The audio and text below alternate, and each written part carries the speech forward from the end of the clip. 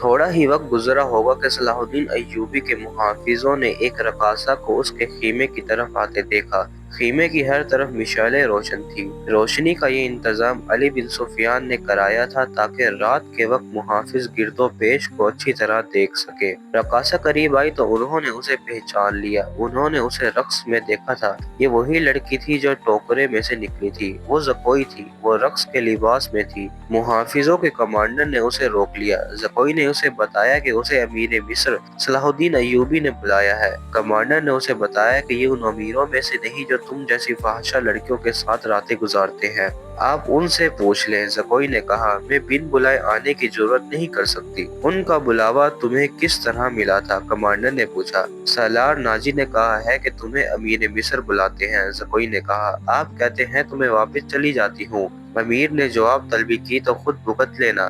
Commander تسلیم نہیں کر سکتا تھا کہ صلاح الدین ایوبی نے اپنی خوابگاہ میں ایک رقاصہ کو بلایا ہے۔ وہ ایوبی کے کردار سے واقف تھا۔ اس کے اس حکم سے بھی واقف تھا کہ ناچنے گانے والیوں سے تعلق رکھنے والے کو 100 درے لگائے جائیں گے۔ کمانڈر سوچ میں پڑ گیا۔ سوچ کر اس نے جرات کی اور صلاح الدین ایوبی کے خیمے میں چلا گیا۔ ایوبی اندر ٹہل رہا تھا۔ کمانڈر نے ڈرتے ڈرتے کہا کہ باہر ایک رقاصہ کھڑی ہے، کہتی ہے کہ حضور نے اسے بلایا ہے۔ صلاح الدین ایوبی نے کہا، اسے اندر بھیج دو۔ کمانڈر باہر نکلا اور زکوئی کو اندر بھیج دیا۔ محافظوں کو توقع تھی کہ ان کا امیر اور سالار اعظم اس لڑکی کو باہر نکال دے گا۔ وہ سب اس کی گرجدار آواز سننے کے لیے تیار ہو گئے، مگر انہیں ایسی کوئی آواز نہ سنائی دی۔ رات گزرتی جا رہی تھی۔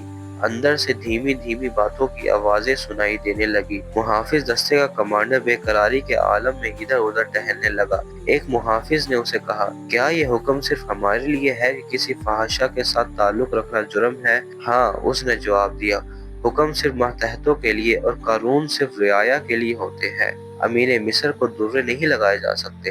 بس شاہوں کا کوئی کردار نہیں ہوتا۔ کمانڈر نے جل کر کہا، صلاح الدین ایوبی شراب بھی پیتا ہوگا۔ ہم پر جھوٹی پارسائی کا رعب جمایا جاتا ہے۔ ان کی نگاہوں میں صلاح الدین ایوبی کا جو بت تھا وہ ٹوٹ پھوٹ گیا۔ اس بت میں سے ایک عربی شہزادہ نکلا جو عیاش اور بدکار تھا، پارسائی کے پردے میں گناہ کا مرتکب ہو رہا تھا۔